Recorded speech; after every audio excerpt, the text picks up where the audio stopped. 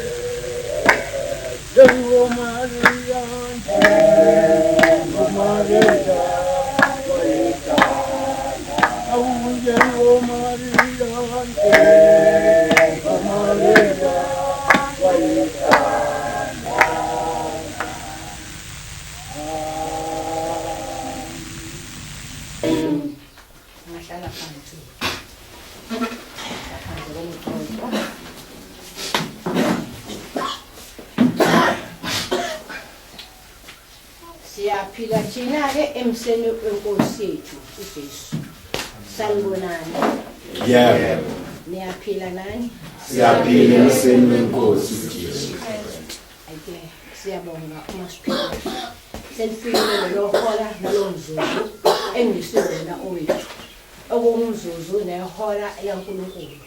Lokuba sinikeze uNkulunkulu khona okwakhe njengemphefumulo ngaphakathi kuthina esiyaziyo ukuthi akusiyona eyethu imphefumulo futhi imphefumulo engaphakathi kuthina ngena nomhlaba kulelizwe imphefumulo eyavela khona kuNkulunkulu kodwa iambathiswa inyama kusukela esiswini sabazali bethu ase siyazalwa sathi siqanjwa amagama sasesikhula sangaba nalo ulwazi nokuqonda ukuthi ngaphakathi kuthina yini ekhona umphefumulo ke lo ngaphakathi kuthina ngiyakuthi ngelinye ilanga umuntu masehambile emhlabeni uthiwa usibambani usehambile akasekho ngilinganise ngami uthiwa ugogo usehambile kodwa mawufika uzawufika lo mzimbani khona ulele phansi sekuhambe bani sekuhambe manje lo muntu ongaphakathi kumina okuyena owavela kuNkulunkulu ongabonwa ngamehlo enyama kodwa ubonwa ngamehlo kamoya kuphela lo muntu uma ephuma kulo mzimba ufanele aphindele kubo la aqhamuka khona kanjalo njengomzimba nawo uphindela emhlabathini lawo oqhamuke khona ngoba wabunjwa ngothulo omhlabathi ngoba nabafundisi bayasho bathi uthule thulini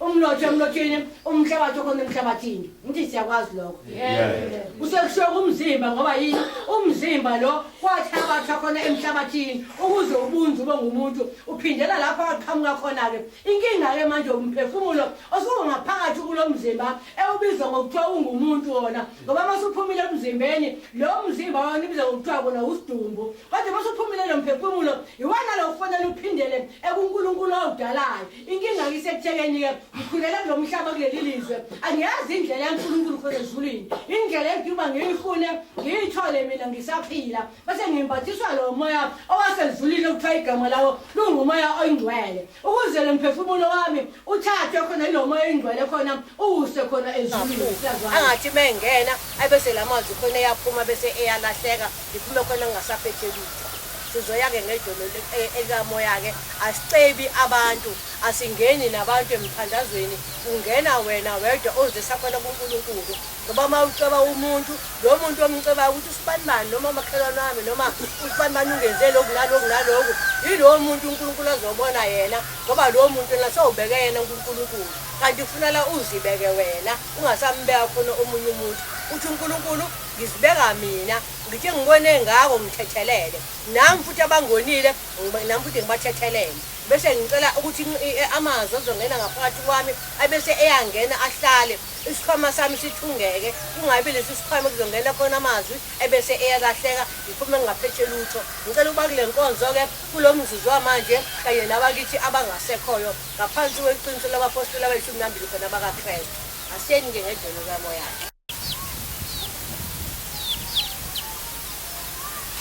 Kangilumsindisi wethu ebethelenti ayuthando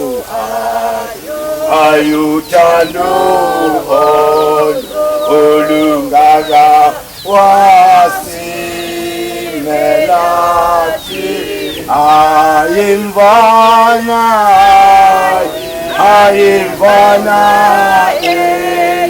eyupayo yatatirwa tina ayumeliwa wabunayo wasimelatina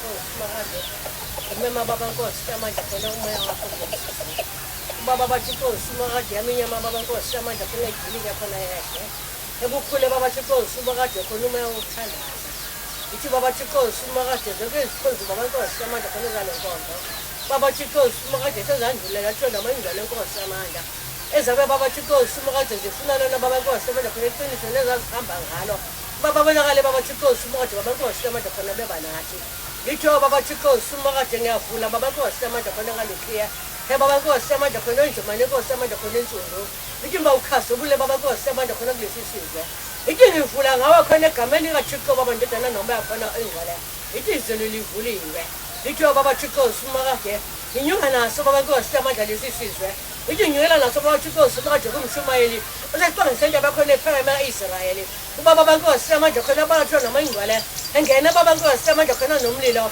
ashise baba bathi Nkosi makaze ngenaliphawu khona phakathi kwethu ithi ngikusho lokho egameni likaThixo baba ndodana noma ingcwele baba Nkosi amandla ithi baba bathi Nkosi makaze phezu kwakhe ewumisile baba Nkosi amandla khona umpristi baba bathi Nkosi makaze sitasa ofefe ithi baba bathi Nkosi makaze lesi sizwe inyuka naso baba Nkosi amandla inyukela naso baba bathi Nkosi makaze kuyena umpristi ubaba baNkosi amandla bangale sigeza baba bathi Nkosi makaze isiphuzo sakho nobisi lasezulwini esipha baba Nkosi amandla khona amagrebhisi noju baba Nkosi amandla khona asezithweni namangcwele sihlale baba Nkosi omsali magrebhisi khona sihlaza sibonale baba Nkosi ukuthi sinethezekile egameni likaThixo baba ndodana noma ingcwele baba Nkosi amandla ithi baba bathi Nkosi makaze phezu kwakhe ithi umisile baba Nkosi amandla khona lesa-Israyeli ithi isikhukazi baba Nkosi ukuthi sibatshwele-tshwele esabona sifukamela baba Nkosi ukuthi amazinyane aso ithi baba bathi Nkosi makaze inyuka naso lesi sizwe ithi nginyukela kusona baba Nkosi omthokothi isikhosi batshwele-tshwele ithi neso baba Nkosi amandla khona ka-Israyeli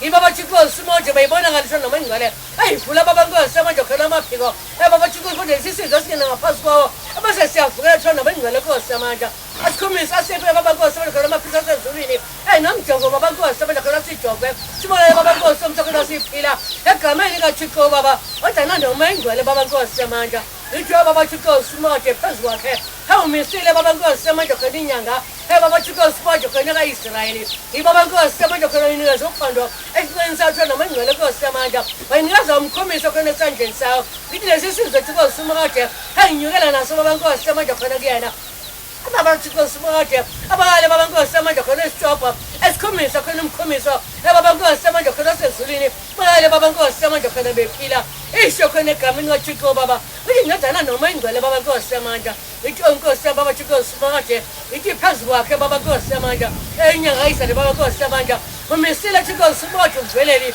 wavelela isizwe saka-Israyeli ibaba bathi Nkosi makaze nephethe ingubo baba Nkosi amandla khona emhlophe ebeqophomane baba bathi Nkosi makaze lesi sizwe nyukela naso baba Nkosi amandla khona kuyena ithi baba bathi Nkosi makaze bayibonakale baba Nkosi omsale ngubo ivuleka baba bathi Nkosi kodwa sisizwe thiba makaze singena baba Nkosi wakhona phansi kwalowo ngubo baba Nkosi amandla sivukeleka sibanjele baba Nkosi amandla khona imimoya kanye baba bathi Nkosi kodwa ney'ngaba zabo baba Nkosi omsale bhabhatisela kuyena angihlala baba Nkosi amandla khona kuyena isho khona egameni kaThixo baba wedana noma ingcwele baba Nkosi amandla ithi lapho angasukanga baba Nkosi amandla khona ithi baba bathi Nkosi njengofuyelwa nguye ithi baba Nkosi amandla ithi ngilazi baba Nkosi amandla kule nkonzo isithunywe Nkosi bonje baba Nkosi amandla asangithuma baba Nkosi amandla ngaleli vangeli baba Nkosi amandla kule nkonzo asibonakale baba bathi Nkosi makaze siba nathi baba Nkosi amandla ngalo igama likaThixo baba adana noma ingcwele manje uzube phakathi amen baba wethu Nkosi ezulwini sigama lakho umbuso wakho mawufike intando yakho mayenziwe emhlabeni njengasezulwini awusiphe namuhla isinkwa sethu semihla ngemihla usithethelela amacala ethu njengoba nathi sibathethelela abanamacala kithi ungasingenise kilingweni kodwa usindise kokubi ngokuba umbuso ungowakho amandla nenkazimulo kuze kube phakade amen nangu mthokozisi nangu mthokozisi nangu mthokozisi nangu mthokozisi nangu mthokozisi nangu umjobo usisi nangempilo lusemhlabeni uvela ezulwini uya kuhlanza konke okusenhlizweni siyoba mhlophe qha zohlanzwa ibolabo nangu umjobo sisi. Amen.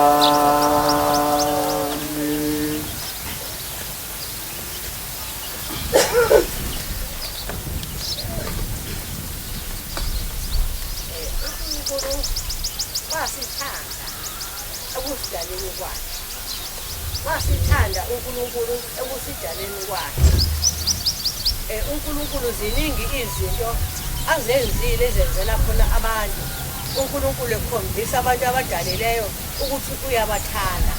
Waze wahlisa ngisho nemithetho yakhe uNkulunkulu ehlisela khona abantu ukuze abantu bahambe ngalowo mthetho ukuze abantu bangalahleki kuyena. Kukodwa nje lokho khombisa ukuthi uNkulunkulu uyasithanda. Uma ekwazi usinikeza imithetho ukuthi singalahleki thina khona kuyena, singeduki kuyena. Noma sekwenzekile zonke lezo zinto lezo, kodwa uNkulunkulu akadelanga khona yithina. uNkulunkulu nasi indlela khona sithande ngayo. Kusukela uNkulunkulu khona kusidaleni khona kwakhe. Ngoba ngifuna ngihlukanise ngemizimba ethu khona, ngihlukanise nangemphefumulo engaphakathi kuthina ukuze uqonde nawe unami ngiqonde ukuthi kungani ngibe sekukhonzeni ngikhonze yiliphi ngempela kahle hle iqiniso elikaNkulunkulu. La kuGenesis 3 verse 19.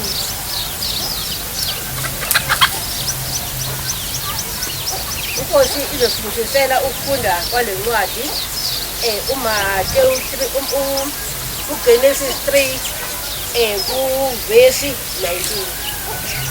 Ukuthi izosibusisa ukufunda kwayo manje uzobe phakathi apha. Yokufunda nje khona umuntu lebonge yabo 19. Isikhathi ngifunda le ncwadi uNkulunkulu sesikhathi leso abantu bakhe badalile uAdam noEva besebonile khona ensimini sebekhohlisiwe khona inyoka. Ilapho ke uNkulunkulu ebaqalekisa khona uze abasuse khona ensimini khona se-Eden ebhekise Adam noEva. Uthi ke uNkulunkulu mesebhekisa khona wesilisa ke uyodla ngesithukuthuku sobuso bakho, uyawukudla isinkwa sakho uze ubuyele emhlabathini. Lokhu wathathathwa kuwe ngokuba ungumhlabathi yokuphindela emhlabathini. uNkulunkulu wesho kowesilisa ukuthi njengo uyodla isithukuthuku sobuso bakhe okusemhlabathini, okuchaza ukuthi uyolima ukuze yena khona adle ngenxa yokuthi usonile. Uthi azabe aphinde abuyele khona emhlabathini. Kungani ke ngifunde le ncwadi? Ngifuna wazi ukuthi umzimba womuntu udaliwe ukuthi mawubuyele emhlabathini. Ngoba umzimba wathabathwa khona emhlabathini wakhiwa ngothuli lomhlabathi. Kufanele umzimba womuntu futhi ubuyele khona emhlabathini, hayi umphefumulo. Yayizwa lento? Yebo. Hayi umphefumulo, kuthiwa umzimba wakhe uyobuyela emhlabathini lapho khona owathathwa khona. Ngekodwa isithupha sakhe azabuyele emhlabathini lapho khona athathwa khona, hayi umphefumulo ongaphakathi kuyena. Nanso ke inkinga la ikhona ke ukuthi abantu abaningi besazi ukuthi masingena emhlabathini nemphefumulo yethu iba umoya emoyeni, ibe uthuli khona ethulini. Njengokusho ezindaweni eziningi masesihambele khona imingcwabo, inkulumo khona ibe kanjalo. Kuthiwa umhlabathi emhlabathini, uthuli khona ethulini, umlotha khona emlothini, umoya khona emoyeni. Awukho umoya womuntu odalwe uNkulunkulu womuntu khona ophilayo ongaba umoya khona emoyeni. Umoya omphefumulo womuntu wavela wona khona kuNkulunkulu khona ezulwini. nangoke uNkulunkulu ke esezenzile khona zonke izinto abantu labo khona sebonile kuyena nalabo inzalo khona kaAdam yathi uma iphenduka nokuphenduka boyithethelelwa khona ngayo abantu khona uAdam noEva uma ingane zabo zophenduka limkhonze uNkulunkulu boyithethelelwa khona ngabo ansoke leyiqhubeka khona ke baphinda khona bona kuthi la kuGenesis 6 kwabazithathela amadodakazi baqala abantu bona kakhulu uNkulunkulu waze wazisola wathi ibheka ngiyazisola uba abantu ngibadaleleni ngendlela abantu abasebona ngayo khona kuNkulunkulu yaqhubeka ke khona sonke isikhathi ke kuzozofika khona isikhathi sikaMoses lapho khona ethunyelwa khona ezweni laseGibhithe ubamba kahambe khona ayokhulula abantwana bakaNkulunkulu ngoba ekuzwile khona ukububula enokukhala khona okwabo nalapho futhi abantu bahamba abantu noMose badla nemana obavikela wenza zonke izinto kodwa lokho futhi akubafaka khona ezulwini kuthiwa bafa bafela khona endleleni aphinde uNkulunkulu lapho ke waqala ke manje kuIsaya bani kuIsaya 7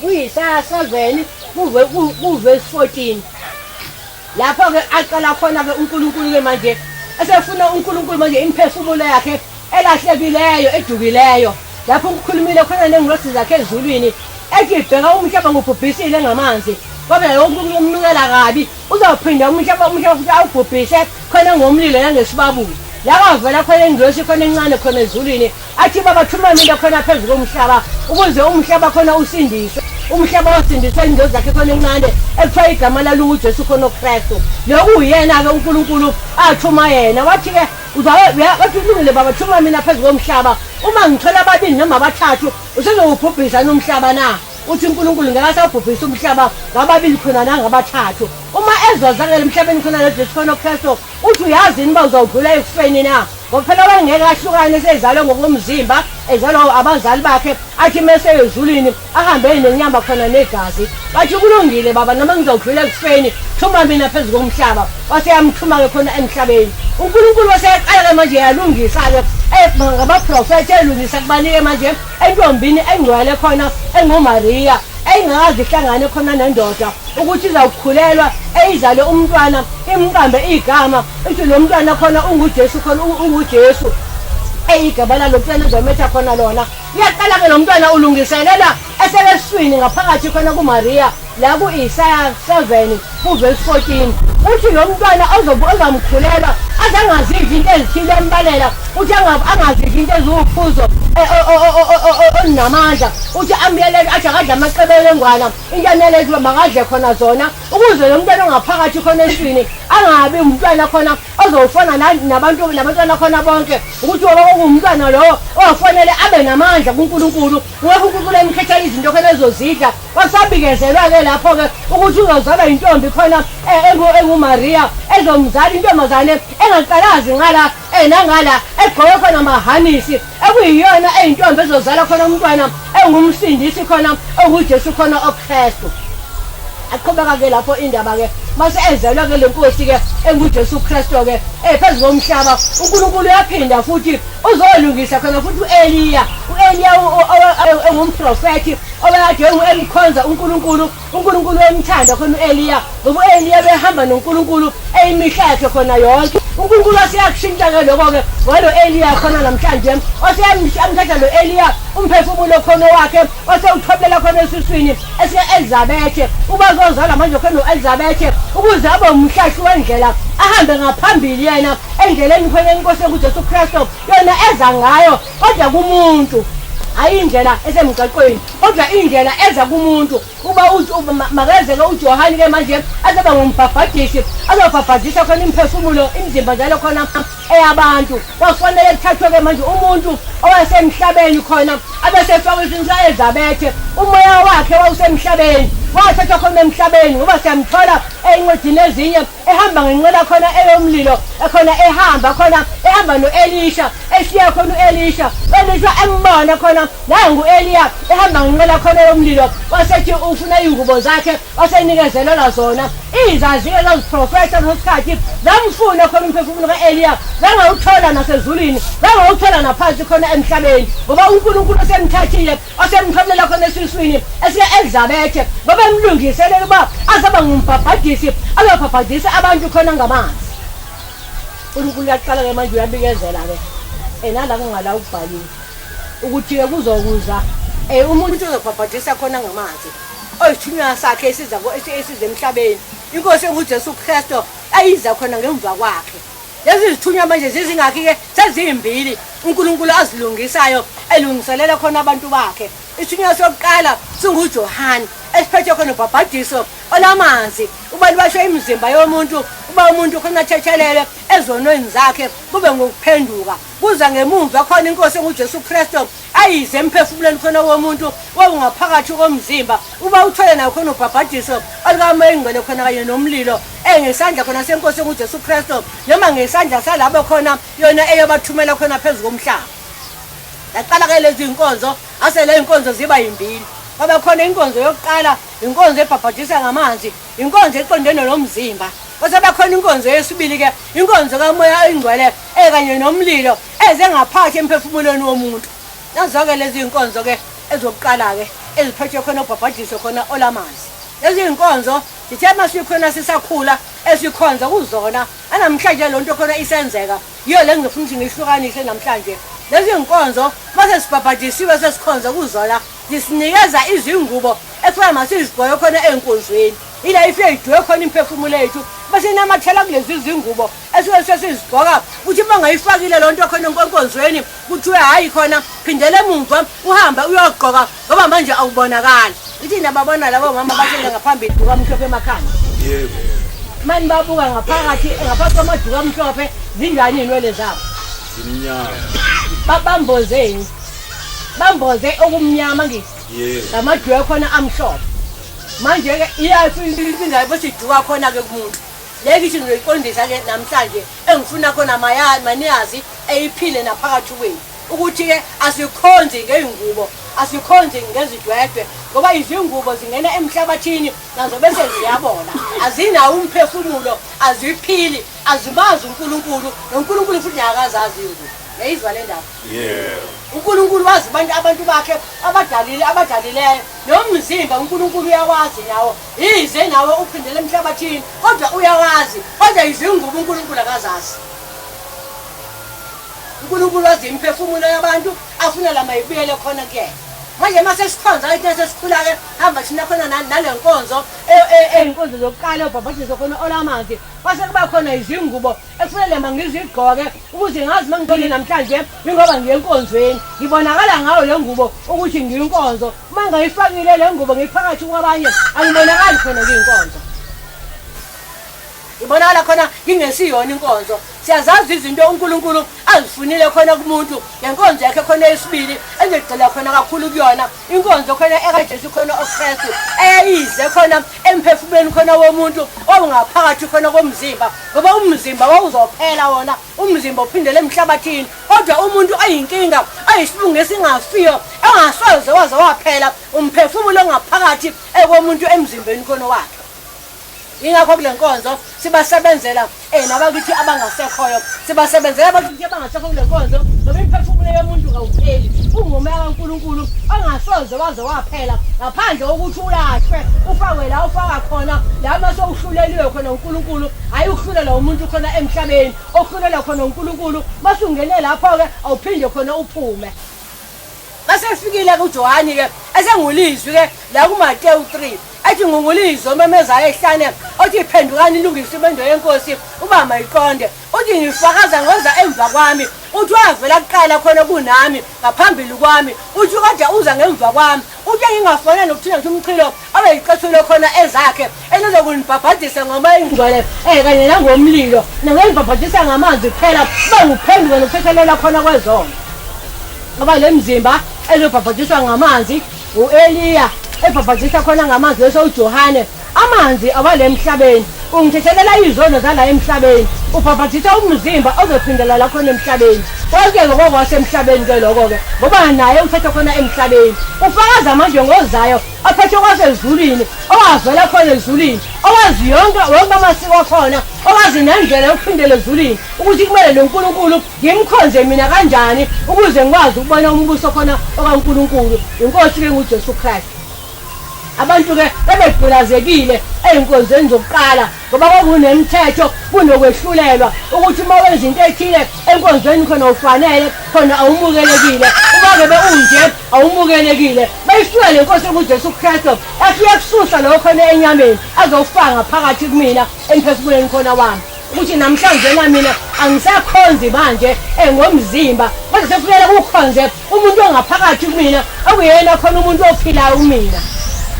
Anso-ke imithetho eyinkosi khona nguJesu Kristu eminye khona ayinikezelele khona abantu ngoba uJesu Kristu washumaya ivangeli wahlisa khona umfula wahlisa ulwandle wafica abantu khona bejoba aqala khona inkosi nguJesu Kristu ebathatha labo bantu athi bangabajobi babantu wahamba naye ehlala ezintabeni eshumayela kwathiwa ngabalandeli bakaJesu Kristu waqhubeka nabo kwathiwa ngabafundi bakaJesu Kristu kwaze wofika isikhathi la uJesu Kristu Mateyu khona 10 eseqala khona ukubakhipha manje ukuthi mabahambe bayoshumayela ivangeli benze zonke khona izizibe ngabafundi ngaphansi kwegama lenkosi khona nguJesu Kristu esehamba nawo uJesu Kristu eyoshumayela ivangeli wahamba nabo-ke njalo-ke kwaze wofika isikhathi lapho khona yonke imiyalelo khona eyinikazelela bona ukuthi bahambe khona ngayo le esiyalahleka manje esingasekho engasatholakali yenzeka lo myalelo khona enkosi enguJesu Kristu.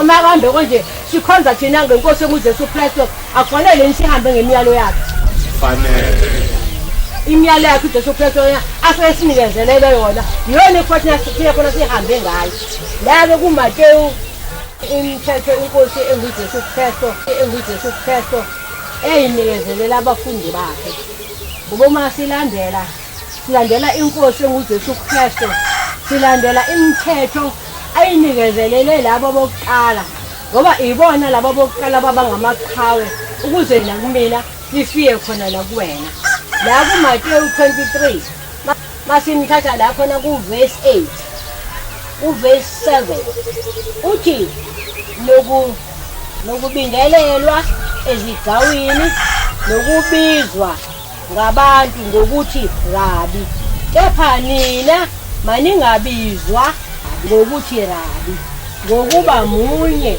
umfundisi wenu nina nonke enkonzweni hayi sisho abantu abangaphansi enkonzweni ngoba uyela abafundi bakhe uma thina singabafundi bakhe bakaJesu khona oKristu singene ngoba sibizelwe amathuthethe emphefumulo kanye nabakithi abangakhona isithembiso samoya ongcwele nomlilo sizobhabhadiswa khona ngayo nanso-ke imiyalo yenkosi nguJesu Kristu uthi ningabizwa nina nonke munye umfundisi wenu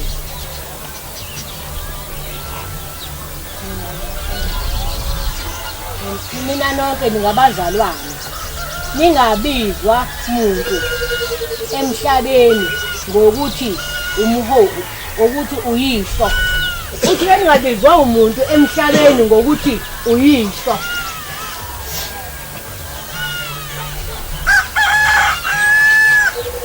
ngokuba munye uyihlo osezulwini yayizwa lo ndaba ngoba munye uyihlo wenu osezulwini uthi-ke futhi ningabizwa ngokuthi ngabaholi ngokuba munye umholi wenu nguKristu ningabizi umuntu futhi ningabize ngokuthi ngabaholi ngoba munye umholi wenu nguKristu. Manje-ke uma siphambana naloku uJesu Kristu akushoyo angaba singabafundi bakhe cha asikwazi ukuba abafundi bakhe entweni athi ayingenziwa bese sithi thina lezo siyijwayele asikwazi ukuyiyeka. Uma uJesu Kristu eyindlela neqiniso eya kuNkulunkulu khona ezulwini kuyena owafela abantu wabethelelwa bona kuyena futhi owenza nomoya oyingcwele uba abantu babhabhadiswe ngomoya oyingcwele kuyena futhi wathuma khona abafundi bakhe uba mabahambe bashumayele ivangeli kuyena wonke khona umuntu akufanele siphambane naye kanti noba ingcwele ngaphela inkosi enguJesu Kristu ithi kubafundi bakhe uma ngingamuki ngiye kubaba mina ngeke weza lo moya ingcwele khona kunina.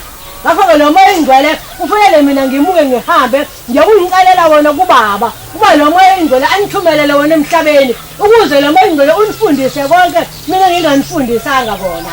Manje ngiyosicelela kanjani lo moya ingcwele ngoba nayi phela imiyelo yakhe ithi khona siyaphambana nayo na. Ngicela-ke ukudlula-ke kuloko-ke ngicabanga ukuthi sengisifundile lokho ukuthi asibizwa ngobaba nangokuthi abafundisi nangokuthi ngabaholi ngoba munye thina khona wethu umholi unkosi enguJesu khona uKristu. Ubaba wethu munye thina khona ubaba uNkulunkulu osezulwini kuphela yena owasidalayo. Thina sibizane ngani ngokuthi sizikhonzi. Omkhulu kini makabe isikhonzi senu. Uthi omkhulu kunina makabe isikhonzi senu ngoba umuntu lo usuke njani osuke enikhonzisa. Sengadlula-ke kuthi ngifuna ukuza nakule yokuthi-ke abantu abazali bethu nogogo bethu nomkhulu bethu kubaluleke kangakanani ukuthi khona sibahloniphe. La kuMateyu 15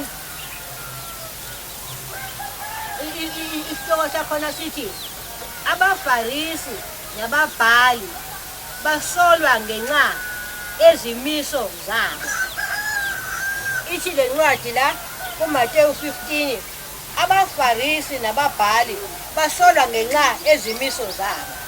Abazimisa bona khona bona ngokungokwabo khona kubantu. Bese-ke siya la ku-verse 4 ngokuba uNkulunkulu wathi yazisa uyihlo nonyoko nokuthi othuka uyise noma unina makafe nokufa, kepha nina nithi oshoyo uyise noma kunina ukuthi kungumnikelo lokho angabe esizwa yimi. Ngakho akayokwazisa uyise noma unina. Kanjalo nilenza laba yize izwi likaNkulunkulu. Eyizwa loo nto ngokuthi bethi abangabe besenzelwa abantu basemakithi. Ma ubaba wakho efuna utho kuwena noma ubaba wakho noma uma wakho kuthiwa ungabe samenzela lokho wena. Uthi-ke manje ngakho-ke nikwenza ize izwi khona elikaNkulunkulu ngoba ukuthi uNkulunkulu akakufuni bakuthiwa lowo nikwenza ize.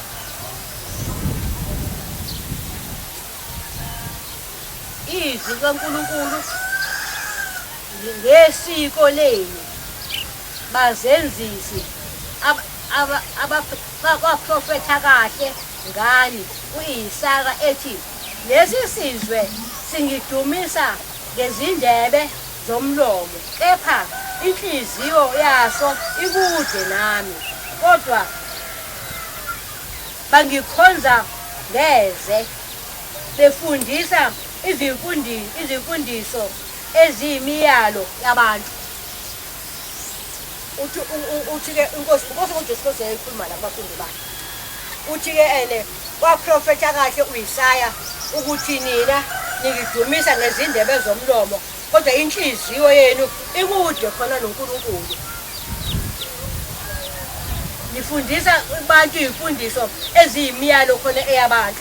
Ungabalahla kanjani abazali bakho? Uma wakho becela utho kuwena ungasho kanjani uma wakho ukuthi ngeke ngisakwenzela angifuni ukwenzela leyo nto mina sengiyakhonza. Ukhonza bani? Ngoba ukhonza lo uNkulunkulu obadala labazali bakho. uNkulunkulu wapha abazali bakho amandla ukuthi ngaphakathi esini bakwazi ukuthwala nokuthi futhi ubaba wakho akwazi ukuphisa khona konke. Ungasho kanjani ukuthi umzali wakho namhlanje befuna utho khona kuwena akasafanele na? Ziningi izinto ezimiswa khona ngabantu lezinye khona ezimiyelo yabantu khona ezingukwehluleka ezehlulela khona abantu ziningi kakhulu ezenza ekugcineni abantu balahlekelwe abantu ithemba lokumkhonza khona uNkulunkulu belahla uJesu Kristu. Konke lokho masigcine sikwenzeni. Imiyalo yabantu bayese babiza abantu wathi kubo izwani liqondo akusikho okungena emlonyeni okungcolisa umuntu kepha okuphuma emlonyeni lokhu kumngcolisa umuntu akusikona ongena emlonyeni uthi usike ngilenzile khona ekhaya mangikubiza ngikhonza nawe ngekuseza wena ngoba mina ngenzo usuke ekhaya khona labazali bami uzongcola wena uthi inkosi nguJesu Kristu akumngcolisi lokho umuntu kodwa kungcolisa umuntu iloko kuphuma ngaphakathi kuyena khona enhlizweni khona yakhe ngaphakathi kuyena kodwa ungena khona emlonyeni akumngcolisi khona umuntu mangikubizile ngenzile khona usiko fika ngoba lolu siko khona engilenzile lungukudla konke kungukudla bakubeka khona phambi kwakho idla kepha okuphuma emlonyeni lokhu okungcolisayo umuntu khona kwasondela abafundi bakhe bathi kuye uyazi ukuthi abafarisi bathe bezwa lelo zwi bakhubeka na kepha waphendula wathi yileso naleso sithombe esingatshalwanga ngubaba wasezulwini siyakuseshulwa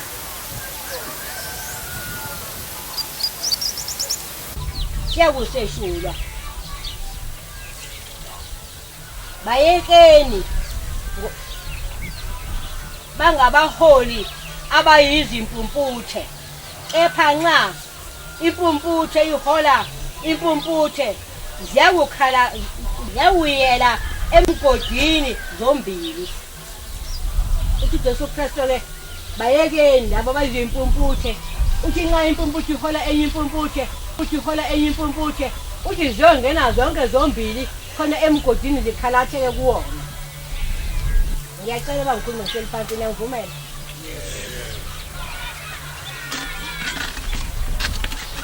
bawungezwala noma uma ngimfishane ngizolula khona ekhaya ngakho-ke imiyalo leyo kaNkulunkulu eyokuthi-ke abantu basemakithi singabalahli abantu abasemakini abangasekhoyo ningazilahli iy'nkaba zenu ningabalahli abazali benu nogogo benu nomkhulu benu ngenxa yabantu abaveza izimiso zabo ezinkonzweni uNkulunkulu angalihlongo inkosi enguJesu Kristu okuyiyona siphela khona esiphambanweni imithi yona lokho akwenziwe inkosi-ke nguJesu Kristu-ke uma seyiqhubeka khona ihamba khona emhlabeni-ke ney'mfundiso khona zonke ngizophinda-ke ngingene nakwenye incwadi uyithathe yonke imithwalo yami uyithathe yonke imithwalo yami angishiya ngingedwana uzungangake Jesu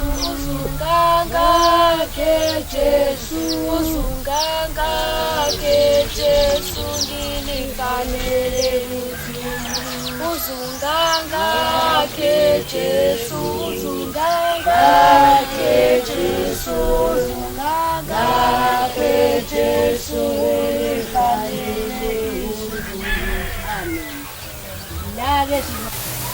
Lake sizofunda umaGalatia 3 isihloko sakhona la khona kukhulunywa khona ngomthetho isihloko sakhona sithi-ke umthetho ungumlayi usiyisa kuKristu kepha kungakafiki ukukholwa sasigcinwa phansi komthetho sivalelwa kuze kufike ukukholwa ebekuza kwembulwa njalo-ke umthetho sewaba ngumlayi wethu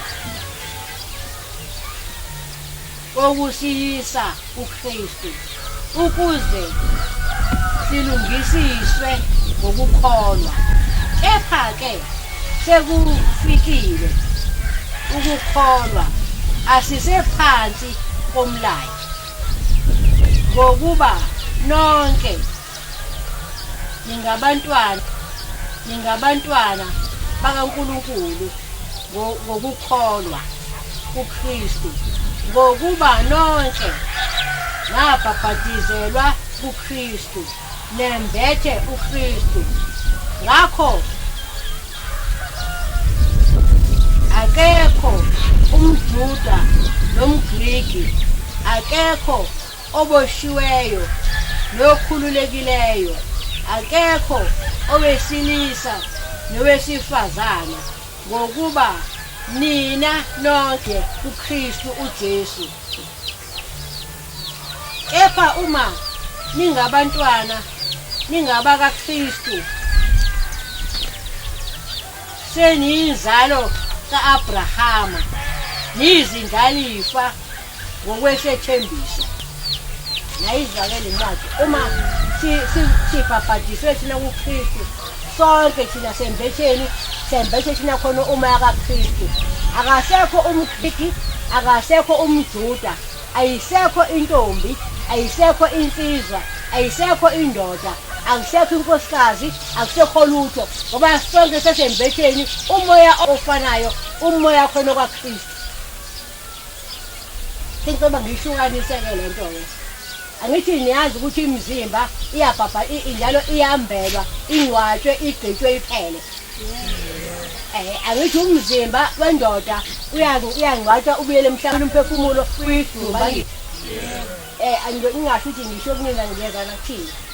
Nathi omama imizimba yethu isidumbu mase uphumile umphefumulo, nayo ifakwe emhlabathini, igqitshwe, iphele kanjalo. Angithi uNkulunkulu imizimba yethu, angithi uNkulunkulu biza imphefumulo engaphakathi kuthina, uba thina sizobhabhadisa thina khona ngomoya oyingcwele, sizombatha thina khona ubuKristu, masiyibulaleke inyama, ifeke inyama khona iphele, sembathe thina khona ubuKristu. Uma sesingamaKristu thina, ngoba uKristu Jesu akahlukanisile, kuyinto khona eyodwa, nomoya wakhe futhi ongcwele awehlukanisile. Awukho umoya kaNkulunkulu oyintombi noyinsizwa, uthe nomphefumulo ongaphakathi kuwena. Awukho umphefumulo oyintombi nomphefumulo khona oyinsizwa, awukho umphefumulo namabele, awukho umphefumulo nentshebe, yonke imphefumulo iyafana. Ayizwa le nto? Awukho umphefumulo owumama. Uma singena enkonzweni ekaJesu khona oKristu, sibulala imizimba, asisahambi ngokwenyama, sihamba thina ngokamoya, ngoba lo nkulunkulu ungomoya, nezwi likaNkulunkulu futhi nalo likumoya. Nokukhonza kwethu sihamba ngokamoya, sikhonza sikumoya, asikwazi ukukhonza sikenyameni. Ayizwa le nto? Yingakho kwenye incwadi la ukuthi angikwazanga aqinqa ukuthi ngiyibheke, kodwa ngizoyifunda ngelinye ilanga. La ukhuluma khona umpostoli khona abantu ngenxa yokuthi abantu bakhubekisa abantu ngezinto khona ezenyama, babahlulele ngezinto zenyama. Uthi umpostoli uPawuli, nina mase ningamaKristu, senila khona enkonzweni khona kaKristu, senihamba nina khona ngokukamoya, uthi ningavumi ukuhlulelwa umuntu ngalutho olwasemhlabeni. Yayizwa loo nto? Ningahlulelwa ngumuntu ngokuthi mhlawumbe nigcina ngesabatha, ningahlulelwa ngumuntu ngokuthi mhlawumbe nina nibhema ugwayi, ningahlulelwa ngomuntu futhi ukuthi nina mhlawumbe niyaphuza, uthi ningahlulelwa khona umuntu uthi ngayo yonke into ekhona emhlabeni, ngoba nina ningabantwana bakaNkulunkulu. Uthi ngoba ukhona umehluleli munye, inkosi enguJesu Kristu. Yayizwa-ke loo nto? Izinto lezi-ke ebengifisa ukuthi-ke zibe khona phakathi kwethu.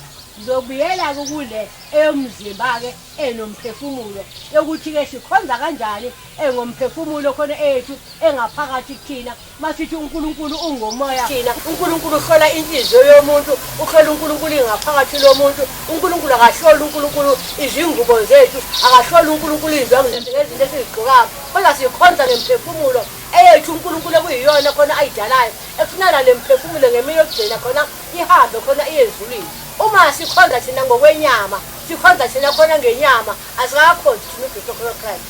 Ngoba uJesu Kristu yena akafundisanga abantu ukuthi abahambe abantu ngokwenyama. uJesu Kristu ufundisa abantu khona ukuthi abantu abahambe khona ngokamoya.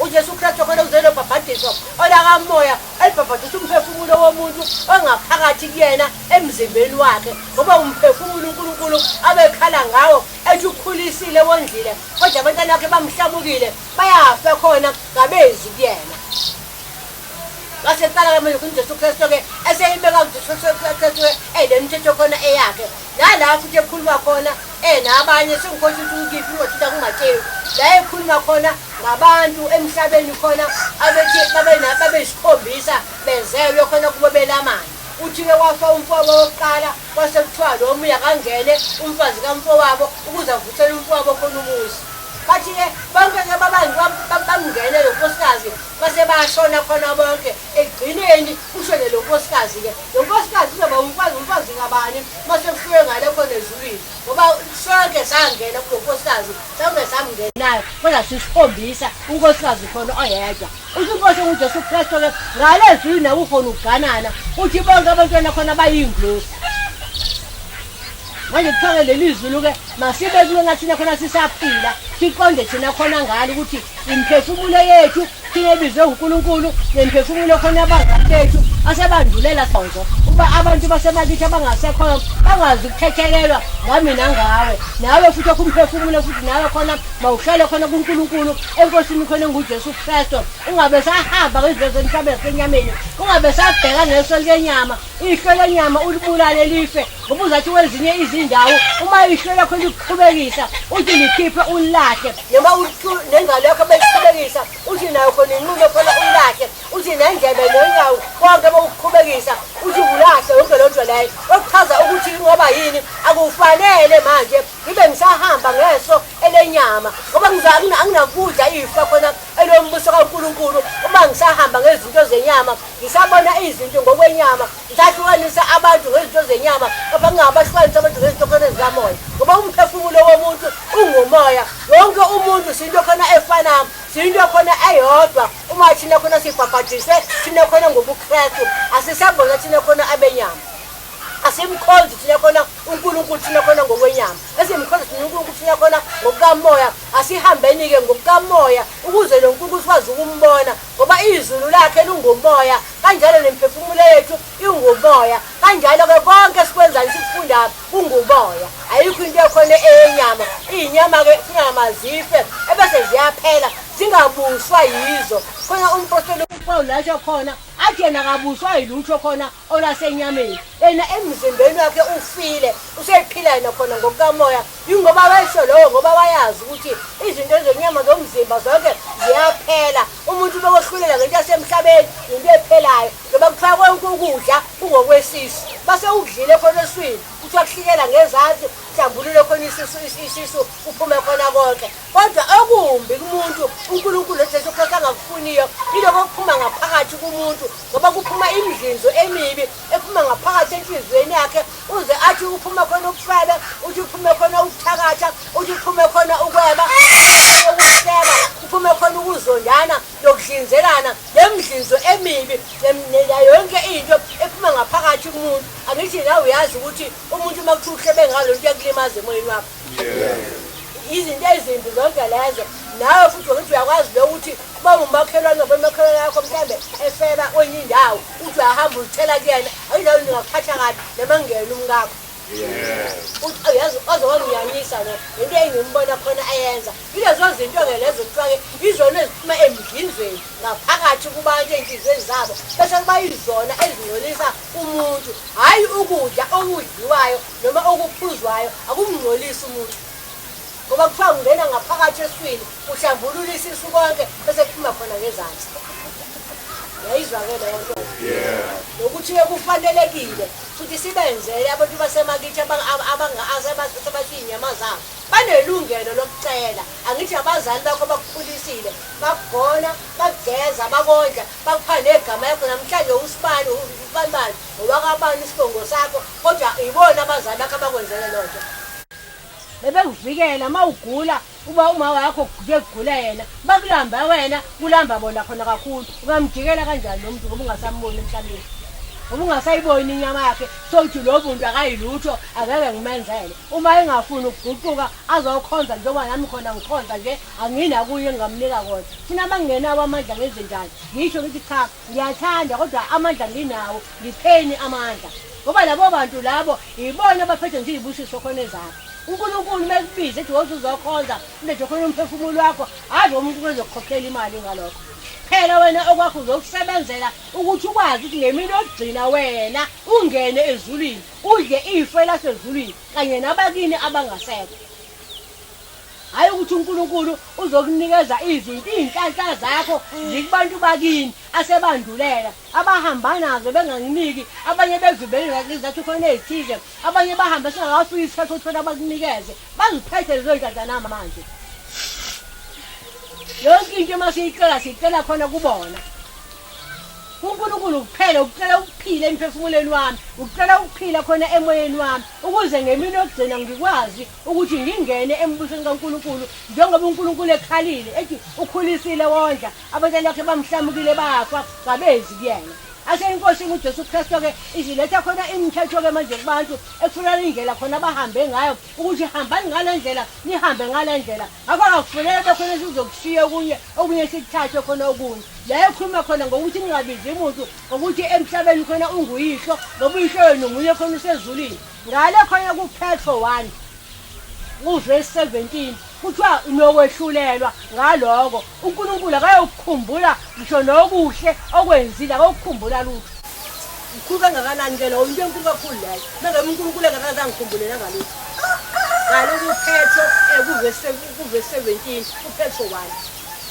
bokuqala futhi la ekhuluma khona kanjalo izinto lezo uNkulunkulu khona angazifuni inkosi enguJesu Kristu ngoba iyona yayazi ukuthi ezulwini ubaba wayo yini ayifunayo kumuntu yini kumuntu khona angayifuni nalo moya oyingcwele uma lo moya oyingcwele sowufikile kunina phakathi kwethu suke siyalungiselela siyalinda ngokuphenduka kwethu nangokukholwa kwethu nangokugcina khona imiyalo yenkosi ethu khona nguJesu Kristu siyokuzake lo moya oyingcwele khona phakathi kwethu uzobhabhathisa imphefumulo engaphakathi khona kuthina uma lo moya oyingcwele usukhona kumuntu akabuzwa umuntu onomoya oyingcwele siyamkhumbula uPetro la ngesikhathi uJesu Kristu bemthatha ensimini yase-Edeni ebehamba naye njalo ensimini yaseGetsemane behamba nayo uJesu Kristu ngoba bethi bomi bakhona icala uPetro walandela ekude ngoba bebemthanda uJesu Kristu bemlandela bengafuni kwenzeka into embi kuyena efuna ukubona ukuthi kuzophelelaphi ngaye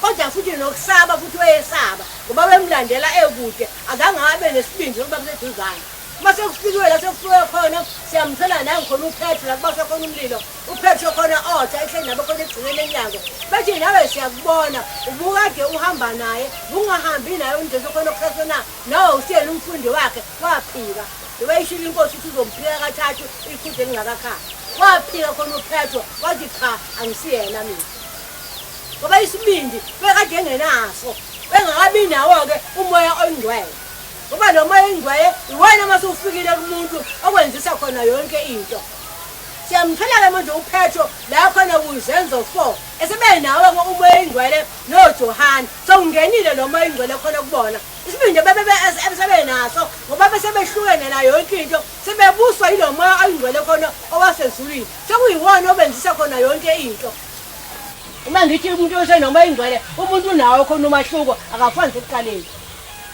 laba bethatha khona beboshwa kuPetro khona noJohane uma beboshiwe sebefuna ukubakhulula laba khona ngasese bayabayala bathi abaphume manje ebahambe bangaphinde bashumele ivangeli bangaphinde bakhulume ngalolo gama lelo eyenkosi khona nguJesu Kristu angithi useyena uPetro lo obeyemphikile uJesu Kristu manje akasekho emhlabeni ngokwenyama usekhona ngokukamoya uPetro uthini manje ngaye uthi ngeke siyeke thina lelo gama umani nina uthi kulungile yini ukuthi silalele nina kunoNkulunkulu na bathi ngeke abaliyeke lelo gama sebebashayile abathatha babafaka entolongweni khona bababopha babavalele abathembisa zonke izinto baphakathi kwamabutho baphakathi kokuthi la singabulawa ngoba labantu bayabazi bayibulala khona inkosi yabo nguJesu Kristu kodwa isibindi besenaso esenziwa yilo moya oyingcwele uthi nqumani nina Yesinike thina lelo gama ukukhuluma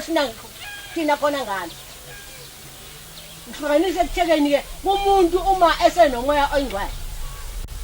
Ziningi izinto abafundi bakaJesu Kristu abazenza ukukhombisa ukuthi basukhona lo moya oyingcwele awukwazi ukuhleba, awukwazi ukuzonda, awukwazi ukuba namagqubu, futhi awukwazi ukuhamba ngenyama, futhi awukwazi ukubona izinto zenyama.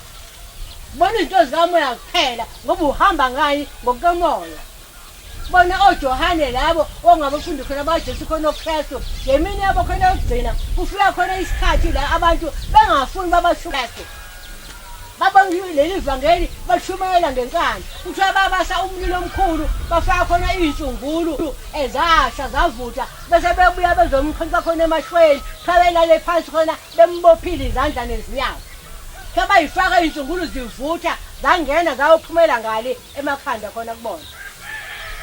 Bayikhani uJohane ebona izulu elidala nomhlaba omdala udlula nolwandle ludlula. Bayikhani ebona inkosi emakhosi kuJesu Kristu. Yini ubona ngani ngamehlo kamoya hayi ngawenyama. Ngoba amehlo enyama eseveli bona bephile emhlabeni amehlo enyama engasabasebenzeli. Lezi zinto abazikhulumayo ebengasakhulumi khona izinto zenyama, ebengasaboni izinto zenyama. Yevangeli labo wangaselona manje ivangeli khona elenyama. Ngoba bebeqonda kahle ngamhlophe ukuthi inyama ayingene ezulwini.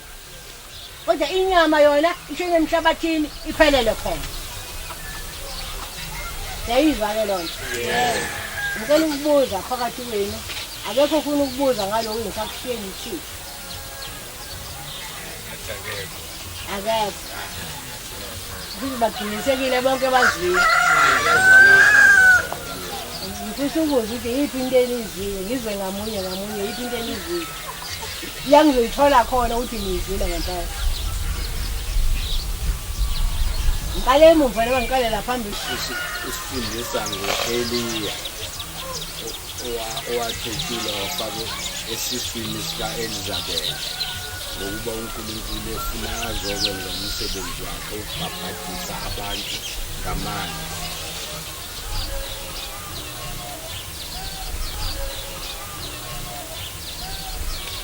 ngiyabonga umakhelwane wakho uzwile. Ya. Bathini abaseGalatia?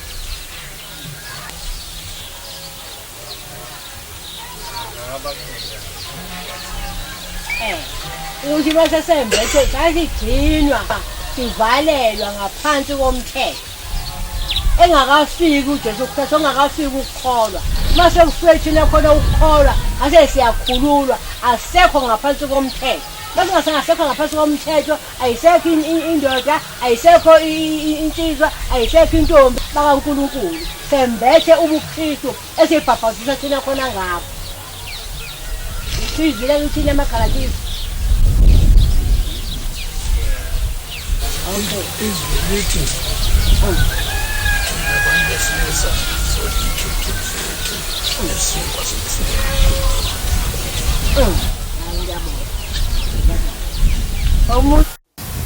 omunye uzethu uthini makhelwane?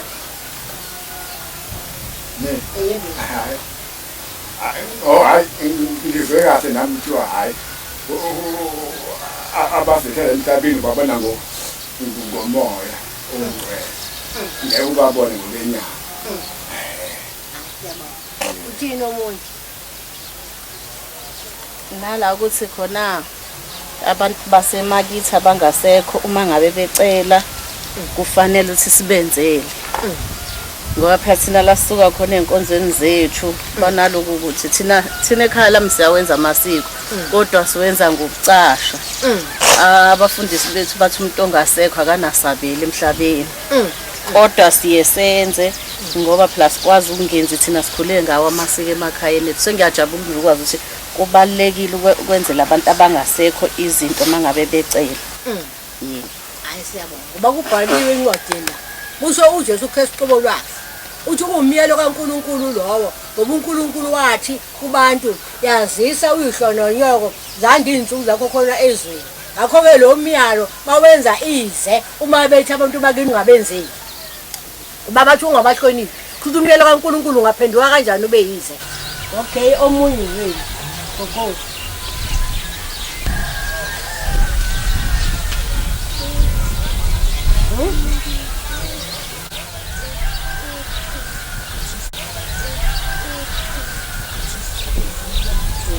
Okay.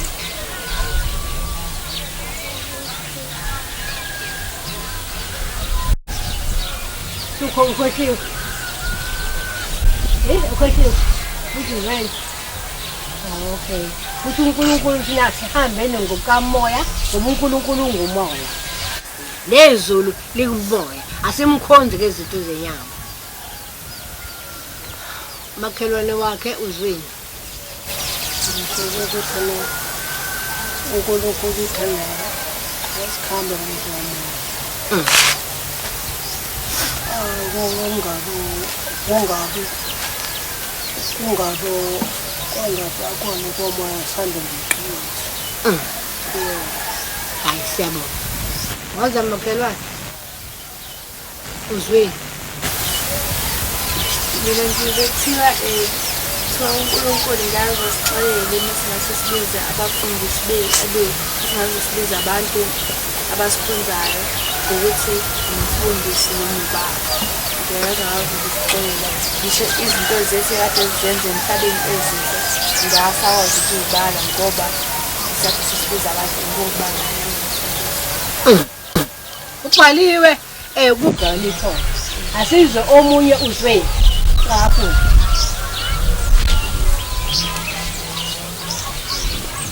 banjwa hey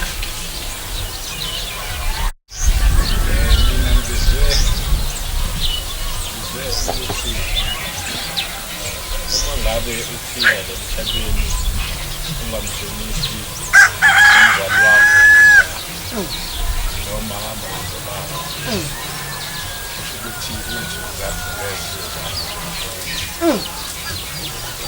ukuthi-ke okunye futhi engikuzwile ilokho ukuthi la enkundleni inasibizane singabizani ngobaba sibizane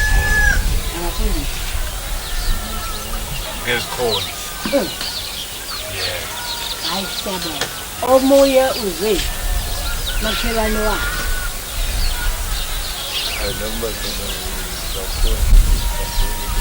ngafundele lona lapha eCholoze nalutho sisenkonzo nalutho sesiphumile entambeni sandile lolo lapha khona kubalulekile inhlonipho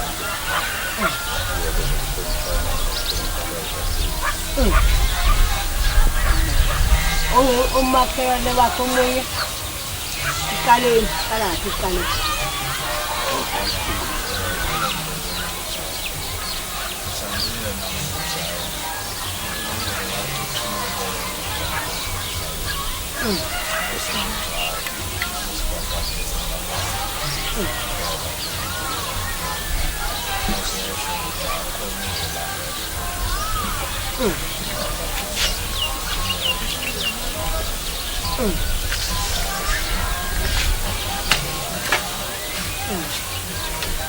Siyabona umakhelwane wakho ngizwa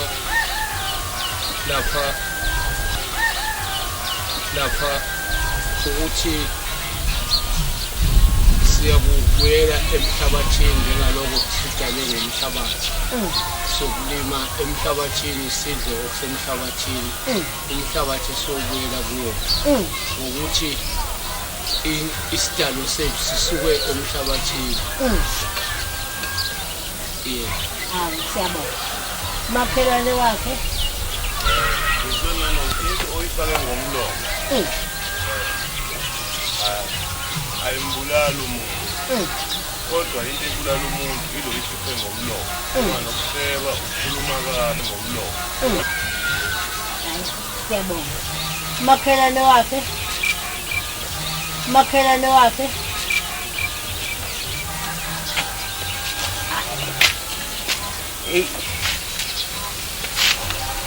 hayi kuthi ngikhohlile Hawu. Neliyoda nikho liyakhumbula. Ufuna le ntonipho mangabe usenkonzweni noma ungaphandle kwenkonzo kodwa ukhumbule uNkulunkulu ukuthi uyena ophethe nophethe impilo yakho. Hayi siyabonga. Khona ubephele bonke. Ulidini lakho.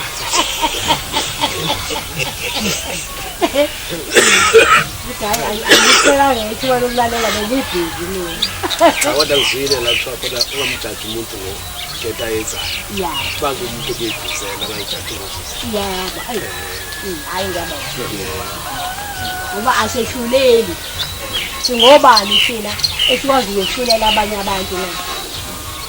Phela uhlulela ngako omunye umuntu nami ngiyoshulela ngako. Ngoba uma ngenzela abazali bami umsebenzi lekhaya. Noma ngibenzela noma yini abayicelile. Ngeke kube wona umsebenzi lo olungekho ukhamba lontwana. Ngabe wona umsebenzi uqala manje ubungakho? Manje le mntwana uzophuza ba ichithe emhlabathini phansi. Afanele ngimnikeze umuntu aphuze. Manje ke ilokho sizathu uyayibona lento ukuthi uthini. Nami ngimvusele futhi. Ungivusele lawo bawubeka. Bawuzobeka emsamo, awubeke emsamo ungavusanga. Mawungathi awugcina amasiko uwabalekela. Ungasho ukuthi hayi ngoba amasiko ngiyababalekela. Abakhona abantu abasha bayidli inyama eshisela impela. Ungazi ukuthi le nyama makudlula nqamla inkomo la kanti uyojayiswa lapha komunye umuzi wena uyihlabela ukugiya khona okuhle. Idlula le ekhaya ngishise mina impepha ithola ngalonyama impepha. Itholile impepha. Futhi okwesibili le nyama masipheke lapha khona ebhodweni likhona iphunga lempepha ebhodweni alikho. Ngoba nabantu basemakithi sikhuluma nabo ngani ngenyongo. Siphinde sikhulume ngani sifakaze ngani sifakaze ngesikhanda esisigqokayo thina. Ngaphandle kwenyongo ingakho kusemqoka ukuthi umuntu egada inyongo mawenziwe kakhulu umsebenzi. Kuyinyongo futhi umuntu axolwa futhi khona ngayo ukuze bathi umsebenzi khona ubekade wenziwe. Leyo khamba lesizulu liba khona. Ngenxa yokuthi ke manje ziyaphucuka izinto zonke ziyaphambili. Sekuba khona nama-rice ke yonke into. Izinto ayimqoka kwakuyidombolo nokhamba lotshwala bese kuba yisithebe khona senyanga. Manje ngasho kanjani ke wena ukuthi lo nto lezokhona wena uyazigxeka kusasa mawuzokwenza umsebenzi lezo zinto uzozenza. Futhi ungasho kanjani ukuthi lezo zinto lezo khona abantu abangazenzi ngoba umiyalo kaNkulunkulu lowo ukhuluma uJesu Kristu hayi eTestamenteni elidala la kwelisha. KuMateyu 15 khuluma khona inkosi enguJesu Kristu. Iyaphinda izokusho lokho futhi kuMarko kuverse 7 verse 12 noma 10. Khuluma khona inkosi khona nguJesu Kristu. Futhi asingamusa ukulahla thina umyalo kaNkulunkulu ngenxa into thina zethu eziyimiso esiyiveza thina khona enkonzweni zethu. Bese sithi lokho akungabe kusenziwa nalokho akungabe kusenziwa. Asihloleni umbhalo njengoba inkosi nguJesu Kristu yonke into eyikhuluma naye ayenza ilotshiwe khona embhalweni. Manje ke umbhalo thina esihamba ngawo. Manje umzimba womuntu umhlabathi nento azigqokayo zonke ziba ngumhlabathi. Mawumhlophe ingaphakathi uzathi athi geza nengaphakathi ukuthi ukugeza ingaphandle kuphela kanti uNkulunkulu akakwenzanga yini lokho ngokubili na. Afundisa umuntu ngengaphandle lomzimba ukuthi umuntu akagqoke kanje umuntu khona kenze kanje kanti uNkulunkulu akakwenzanga yini ngokubili na. Fana nani fana nebhondisi uxhuma inwele kuyisigqoko lento yakho ngoplastic. Kodwa bazothina abantu into le eyabantu asebashona awazi bebabona begundwana. Ubani lo ngavuma ukuthi umlungu mayeshona abese gunda inwele zidayiselwa abantu. Kunjengesigqoko ukuthi ngimboza ikhanda lami. Into angayifuni uNkulunkulu ayibhale lapho eBhayibhelini ukushintsha unwele. Yabona kangijayile ngijayi. Uthi awunalo ilungelo lokushintsha unwele ngoba awunakulenza libe mhlophe awunakulenza futhi libe mnyama. Ukulishintsha unwele into engafunakala. Hayi ufaka ibonding noma isigqoko sakho. Ngoba ngimboze khona ikhanda. Anginankinga. Hayi anginankinga. Kodwa mawunethi ngeke bengibenza amaredio. Bese hayi ngazi. Ngeke ngase. Ukuthama ke kuzeyofuna uNkulunkulu yakwakho. Wena ucabanga kuyishintsha. Uveza indlela ekhulumela ngeke. Abantu yokufaka ibonding, yokufaka isigqoko noma yiki isigqoko lesifaka umuntu usamboze inwele. Into engafunakala ukulishintsha lolo nwele. Yayizwa lonto. Ungalishintsha. Ungalidayi, ngeke lilombala. Kuthi umuntu ekhanda edayile unwele athi enganeni ningayifaki ibonding nifaka into ezeyiphoki nifaka izinto ngabantu abelungu khona sebafa esho edayi ikhanda ejika unwele lakhe ebethe ingane nazingakwenzi lokho angisabonakali uma seliyimboza amakhanda enu ngeenwele zenu uNkulunkulu ufunani ingaphakathi lomuntu ijoyini yakho ayingene ezulwini akayifunanga uNkulunkulu ejoyini yakho ngoba ijoyini ayigqoka umphefumulo wembatha umoya ongcwele wembatha umphefumulo iqiniso lomuntu ekukholweni kwethu ke siyamkhonza uNkulunkulu sinomphefumulo ngaphakathi thina esawufakela khona uNkulunkulu ukuze sikwazi ukuphila ngawo bese uNkulunkulu emveni kwaloko ke asinike umoya wakhe wokukholwa simbili lemimoya eyaNkulunkulu manje khona umphefumulo kaNkulunkulu sewukhona umoya wokukholwa ongena ngaphakathi kumuntu qala aqale umuntu akwazi ukwehlukanisa umuntu into eright nento errong ngendlela ethi lamkhonze ngayo uNkulunkulu ngendlela afike la iphathe ngayo abe yiyona nokuthanda ukwenza umsebenzi kaNkulunkulu nokungathandi ukwenza izinto uNkulunkulu angazifuni lo muntu lo unani usenomoya kaNkulunkulu unalo moya wokukholwa ke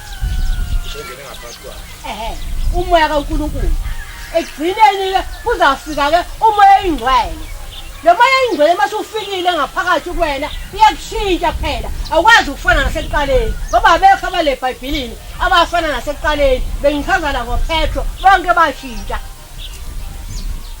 abekho abangashintshanga bonguze ukushintsha uthatha utholile umoya oyingcwele hayi mina ngakufishi hayi akawutholi ngoba ushintshile ayona into elula leyo akuyona into elula makuthiwa izulu elabakhethiweyo akuyona into elula yilabo abakhethiweyo umoya oyingcwele uyongena kubona bese beqala labo bantu bese bayashintsha abasahambi ngezinto zenyama abasazivele enyameni yabo yabo uyaqala manje umuntu makuthiwa usibani bani uhlebe ngawe athi umuntu awubala lokho akakuboni lokho njengeyofundisa kuthiwa thanda umakhelwane wakho njengoba uzithanda wena akushiwo unesidongo njengoba nginabo omakhelwane onesidongo omakhelwane abantu bonke endaweni ngoba leyo nto yabakhona kanjani ngokuthi khona umuntu wehamba endleleni washawa walinyazwa washiya kanjalo endleleni emveni kwaloko kuqhamuka omunye umuntu wafuna lo muntu usizo kulowo muntu hayi lo muntu wemgoqesela wamshiya wahamba waqhamuka futhi omunye wafuna futhi umuntu usizo kulowo muntu lowo wagqogqesa ngalokho khona futhi wahamba qhamuka umSamaria olungileyo wenza kuyena afike wamhlenga wamthatha wamqukula wamfaka khona ehashini lakhe wahamba naye wafika ekhaya wamenzela yonke into wamnesa ngakusasa wamnikeza imali ukuthi usengahamba godura ekhaya ilapho ke akwavela khona ukuthi thanda umakhelwane wakho njengoba uzithanda wena osekuthiwa kwavela ke umSamaria khona olungileyo abantu bonke masibathanda sithanda umoya kaNkulunkulu sithunyiwe ke uma sibizwe uNkulunkulu bakuthiwa igama sizosebenza senzela amathuthethe emphefumulo nabakithi abangasekho sibasebenzela ngakuba leli ivangeli osulitholile wena lishumayele nawe kodwa uma ungakalizwa kahle libuze khona uzolifunda ulazi ulize uqonde khona ngayo Inkosi ke nguJesu Kristu ke eyizele imphefumulo yabantu yonke imithetho khona inkosi uJesu Kristu ayimisile khona ayibekile asihambeni ngayo ngoba uyena ozosithumelela umoya ongcwele uma abakisha sebahamba ngingabacabangeli mina ngithi babantu asebengasekho babantu abafile njengomntwana khona echaza basho ngempela bathi abanye kuthiwa banasabelo kubantu abaphilayo banesabelo kwethu Inkosi nguJesu Kristu ngithi yafa wena yavuka yabuya siba nesabelo kubafundi bakhe yena umuntu esimlandelayo eTestamenteni elisha esikhola thina khona ngenxa yakhe usho kanjani lokho bakithi Usho kanjani uNkulunkulu bethi ngenzalo yenu uma iphenduka nokuphenduka kwaJame noEva niyokuthola ukuthethelelwa ezonweni nje. uNkulunkulu okuqamba amanga umuntu oqinisile uwena akunjani. Kambe kanjani? Khonza uthi uNkulunkulu kunjalo ke. Uma usabona umama, usabona obaba, wena ukhuluma ngezidumbu. Umzimba wami nowakho uyisidumbu ngihambela ufile. Ngoba lo mphefumulo uma ungaphuma awuphinde lo mzimba khona ukhuluma. Mase uhlangothi ngala awusahambi khona umoya. Umuntu omkhulu la umphefumulo. Umphefumulo umuntu omkhulu. Uma wathi umphefumulo kuyawa lo. Niyawazi umphefumulo ukuthi uhlala umuntu. Hlala emzimbeni wonke womuntu. Usegazini lomuntu lonke. Bangasahambi ngalalohlangothi olungala selifile lo hlangothi ishawe istroke awusahambi khona umphefumulo. Umphefumulo womuntu usegazini lakhe lonke. Akho-ke inyama ayikho into inyama ayikho. Uma waphuma nje lo mphefumulo ngiphansi uthi ungayinyathela uthi ungafika uyithuke uthi ungafika uthini kuyona ayenzi lutho. Iyakubuka ungayigqokisa ingubo oyithandayo ikhethile noma yenkonzo ayigqoke umuntu angene ebhokisini mhla umphupha uyomphupha ey'bhokela iphinifa lakhe lelo likhona la endlini kodwa kwenzeka kanjani lokho ukuthi umuntu ahambe emhlabeni kodwa noma engayiphoka omunye umuntu noma engayiphonza jewabo noma obani egqomi noma yibhanti noma yibhulu kodwa lowo muntu umphupha egqokela yonke isitulu senzani sizenza mina ngisaphinde ngigqoke noko. Unjalo ithunzi leyo esomuntu kuthiwa leli zulu leli elabantwana bakuthiwa leli zulu khona elabantwana ufanele uma uphupha khona ungakanani uwumntwana ngoba izulu endani kuthiwa ngelabantwana uma lo moya engcwele ngawuthola lo moya engcwele khona into enza khona kalula neleculo-ke la engilithandayo mina elacula leli culo khona iphesha lami kakhulu uma ngithi iphesha lami likamoya lasenkonzweni ekwathi lizodlula sezoyishiya inyama yayo kulo mhlaba ngo-93 okuDisemba enze imithimbi emgababa emishini kanti sewuyinsuku zakhe zokugcina ngo-93 wavula inkonzo wathi engifundisa lamazwi wathi kwakukhona uNowa uNkulunkulu uNowa wemthandile uNkulunkulu uNowa wamthumela khona kubantu uba ngatshena abantu ukuthi abakhe khona umkhumbi ngoba kuzafika uzamqoka eqonde lapho-ke ufundisa mina ukuthi ngingabi namathemba amaningi akuba nethembe lodwa kuphela ngingabi namaqhinga amaningi njengojakalasi uthi-ke lapho-ke befundisa-ke ngoNowa uthi wakhiwa lo mkhumbi okaNowa uthi abantu bebewakha nayo umkhumbi bathi hhayi Nowa la madodakazi ethu ngasiwabeletha khona emhlane wena umemezela ngozamcolo ley'ngane zethishe nami zavezenda zagana kodwa lo zamcolo wakho khona ufike bamshiya uNowa kulo mkhumbi bangabasakha khona umkhumbi bahamba bakhomba izintaba bakhomba izihlahla abayogibela khona kuzona uthiwe ngoba uNkulunkulu umdala uhlakaniphile uNkulunkulu wamtshena uNowa ukuthi akafake izibane zonke khona ngaphakathi engazivili wenza kulo mkhumbi libe lincane iwindi ngoba uNkulunkulu indlozi bezoyithumela akhiye uNowa uyithathe ukhihambe nawo ngoba wesibona isihawu sikaNowa athi bayifundisa-ke lo baba lo wathi-ke kuthina-ke lelo khetha lami lathi kuthina qonis'uze ngithe lo baba wathi-ke kuthina-ke kwasindiswa inja kunebe ngasindiswa umuntu odalwe nguNkulunkulu ngoba izibane zafakwa emkhumbini abantu bakhomba izintaba wafika-ke uzamcolo mawufika khona lo zamcolo lo uze emhlabeni kubantu afuna uzamcolo khona bagibela khona ezintabeni badiliza izintaba yaphela indaba yemithi ababethi bazigibela kuyona aphela amagquma bajikela phansi bayokhala kuNowa kabavulele kungenani uNowa akafake khona laba abantwana khona bakhe akasiza iy'ngane zakhe athi uNowa ingezo uthiyela uthathile yahamba nawo awukho uthike labo bantu laba khona bonke babhubha ngoba bantu lapha babhubha labo bantu ngozamcolo bafa bonke yabo bangasinda kwase kusinda izilwane ezifakwe ngaphakathi emkhumbini ngoba bengasindisa khona umuntu ayizwake lokho manje lawo mazwi angisindisa ngalo kathi sengiyagcina ukumbona ekhuluma ngenyama yakhe lo kingi ikhehla lami kwakukhona umpostoli khona phakathi kwakhe isibongo sakhe uphakathi indawo yakhe isemishini kusemgabala zonke izinqela zikhona lapho yabakhumbula lamazwi bayakho ukuthi ngiyathanda ukuthi ngicule iculo elathandwa khona uyena kakhulu noma ke ngizoqala mhlambe ngilibhimbe cela nani ngisinda yesabange yesabangodaba mina ngiyesabange yesabangodaba mina ngiyesabange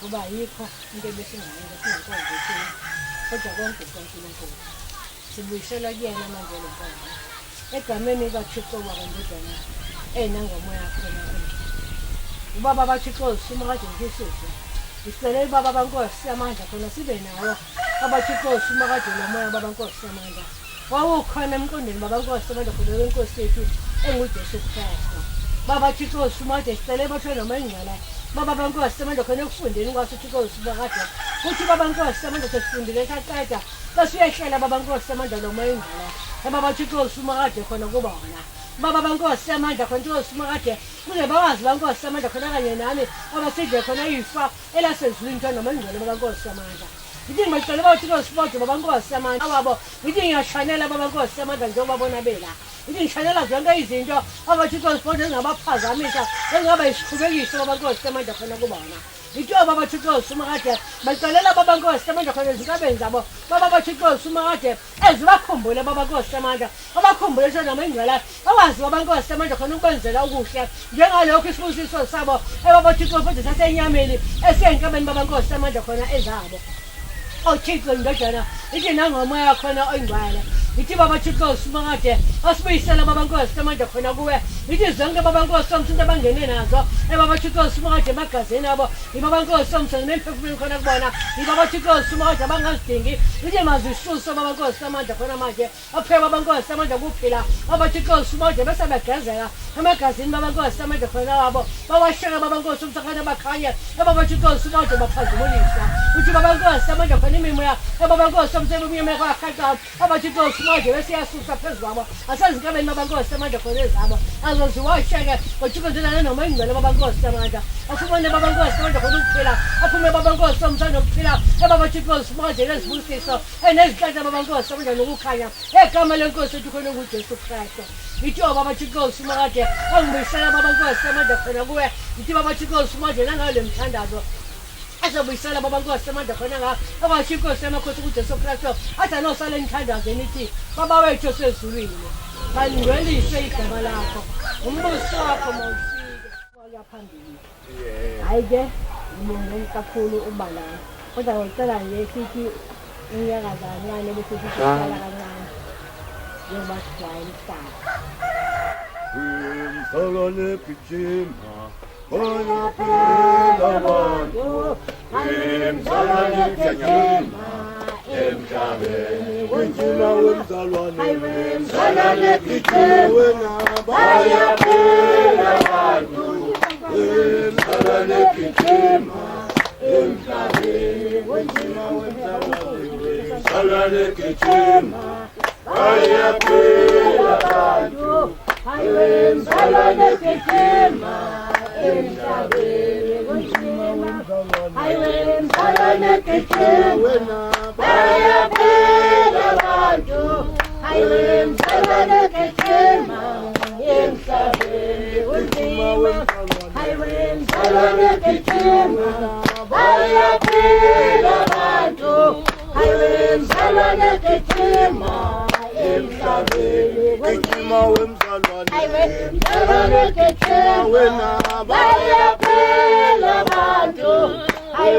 Salone Pichima, emhlabeni Pichima wemzalwane. Salone Pichima, bayaphila abantu.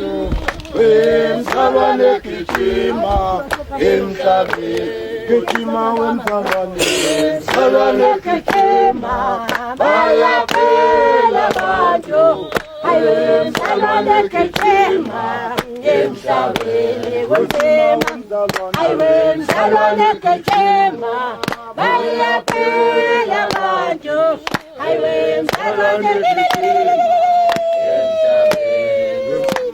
Salone Salone Pichima, bayaphila abantu. Salone Pichima, emhlabeni babulalana bodwa. Salone Pichima, wena bayaphila abantu. Salone Pichima, emhlabeni Pichima wemzalwane. Salone Pichima, wena bayaphila abantu. Salone Pichima, emhlabeni Pichima wemzalwane. Salone Pichima, bayaphila abantu. Salone Pichima, emhlabeni babulalana bodwa. Salone Pichima, wena bayaphila abantu. Salone Pichima, emhlabeni Pichima wemzalwane. Salone Pichima, wena bayaphila abantu. Salone Pichima, emhlabeni babulalana bodwa. Salone Pichima, wena bayaphila abantu.